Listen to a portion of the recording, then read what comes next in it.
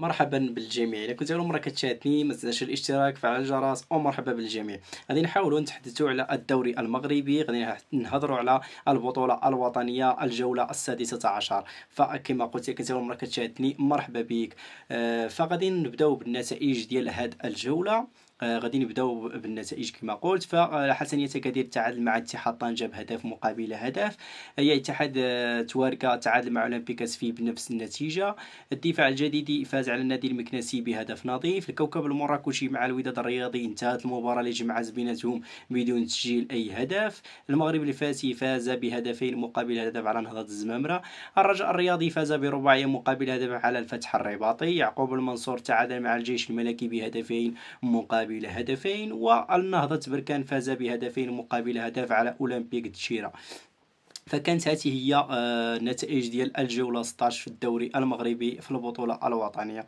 المغرب الفاسي هو أول ملاحظة لنا في هذا الفيديو، لأنه كيقدم واحد الموسم كبير جدا. هذا الموسم هذا صراحة إلى حدود الساعة هو اللي مسيطر على المركز الأول في جدول الترتيب.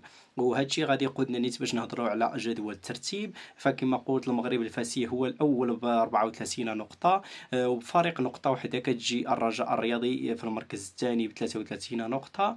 وأيضا في المركز الثالث الجيش الملكي ب 32 نقطة. في المركز الرابع الوداد الرياضي ب 31 نقطة. في المركز الخامس نهضة بركان ب 30 نقطة. فهذا الخماسي الأول اللي كيصارع إلى حدود الساعة في المراكز الأولى ما بين المركز الأول والمركز الخامس فقط 4 نقاط. هادشي اللي كيعطي واحد الحماس في البطوله الوطنيه. صراحه البطوله الوطنيه ولات كتقدم مباريات كبيره، كتقدم نتائج جيده جدا. نتمنوا تطور اكثر فاكثر.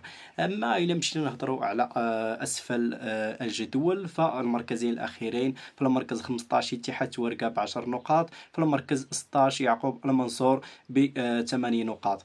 فكان هذا هو جدول ديال الترتيب ديال البطولة الوطنية إلى حدود الساعة. كنهضروا على الجولة السادسة عشر. أما إلا مشينا للهدافين، فسفيان بن جديدة عنده 14 الهدف، جوج من ضربة الجزاء من المغرب الفاسي. هو اللي عنده هو في المركز الاول صراحه. اما الا مشينا للصناع ديال الاهداف، فالمركز الاول كاين محمد مفيد من الوداد الرياضي باربعه ديال الصناع باربعه صناعه الاهداف.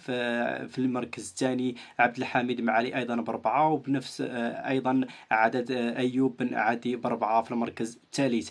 فهذه هي ابرز ما يمكن لنا نقول على الجوله السادسة عشر. هي صراحة كما قلت المغرب الفاسي قدم إلى حدود الساعة مباراة كبيرة جدا في البطولة. إلى حدود الساعة عنده كما قلت هداف كبير جدا في الفريق ديالو اللي هو سفيان بن جديدة. والشيء اللي يساعده باش يكون في المركز الاول في البطوله الوطنيه. كملاحظه المغرب الفاسي غادي يواجه حسنيه كدير في المباراه المقبله في الجوله 17. ايضا الوداد الرياضي غادي يواجه يعقوب المنصور. الجيش الملكي مع الرجاء في الجوله 17. نتمنى يكونوا هادو هما المعلومات الصحيحه وما نكونش غلطت في شي حاجه. فهذا الشيء اللي يمكن نقولوا على كما قلت على الجوله 16. الرجاء الرياضي ايضا كيقدم موسم كبير جدا، خاصه بعد فوزه على الفتح الرباطي. الفتح الرباطي اللي هو فريق كبير جدا، وبالتالي فازت عليه الرجاء باربعه ديال الاهداف مقابل هدف، فهو شيء كبير جدا.